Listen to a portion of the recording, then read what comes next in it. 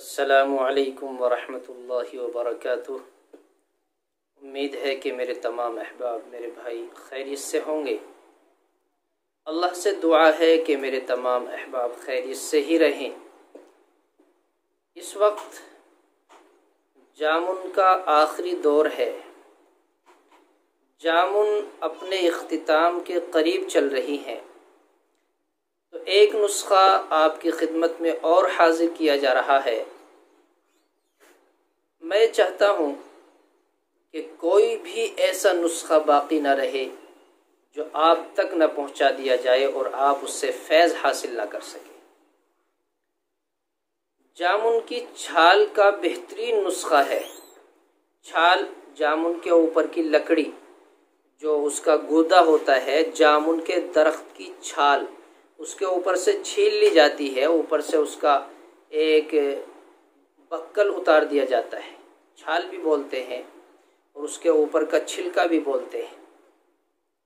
کتنے بھائی ہمارے مریض ایسے ہیں کہ وہ پیٹ کی شکایت کرتے ہیں، دستوں کی شکایت، پیچس کی شکایت، اسہال، یہ بیماری ہوتی ہے، بار بار بیت الخلا جانا، اور اتنی زیادہ یہ پریشانی کتنے ہمارے بھائیوں کو ہوتی ہے کہ وہ ابھی بیت الخلا گئے، آنے کے بعد پھر گئے، آنے کے بعد پھر گئے، یا کوئی چیز کھائی وہ ہضم ہی نہیں ہو پاتی جب تک کہ وہ سارا کھایا پیا وہ دستوں کے ذریعے سے باہر نہ نکل جائے، اس وقت تک انہیں سکون نہیں ملتا۔ اتنی یہ پریشانی ہے بد ہضمی کی کہ کھانا کھایا وہ ہضم ہی نہیں ہو پاتا۔ دستوں کی بڑی شکایت، بڑی پریشانی ہے، پیٹ کی یہ خرابی کتنے بھائیوں کو ہے۔ بعض حضرات ایسے ہوتے ہیں کہ دن میں کئی مرتبہ جانا ہوتا ہے، بظاہر دست تو ہوتے نہیں لیکن بار بار جانا ہوتا ہے۔ کبھی کوئی تھوڑی سی سخت چیز کھا لی، کوئی زود ہضم چیز کھا لی، کوئی چیز ایسی اپنے مزاج کے مخالف کھا لی تو فوراً اس کو حاجت ہوتی ہے۔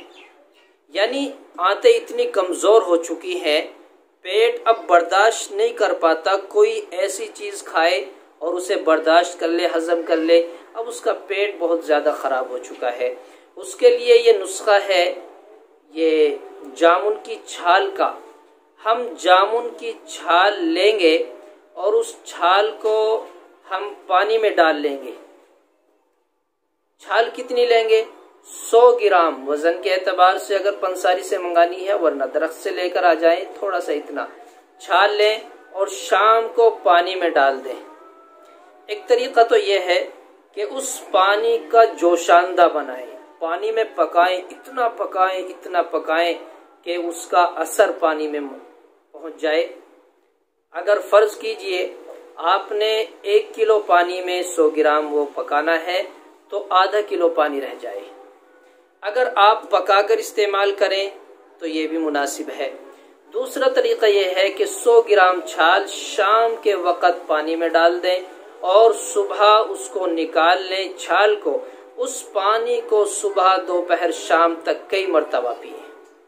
مسلسل 15 اور 20 دن کے درمیان اس نسخے کو آزمائیں گے تو انشاءاللہ آپ کے پیٹ کی شکایت، یہ بدہضمی کی شکایت، یہ پیچس اسہال کی شکایت ختم ہوتی رہے گی۔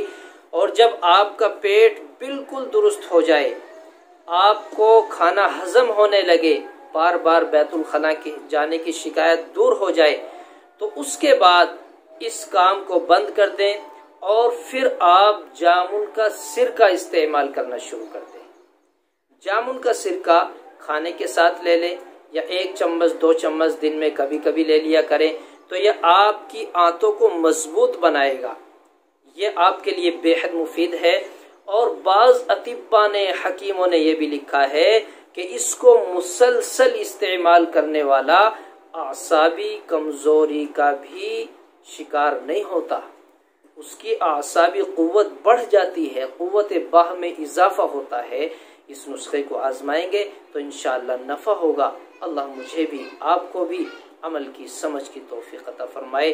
جتنے میرے بھائی نفع اٹھا رہے ہیں، اللہ سے دعا ہے کہ مولا ان کی تمام پریشانیوں کو دور فرمائے۔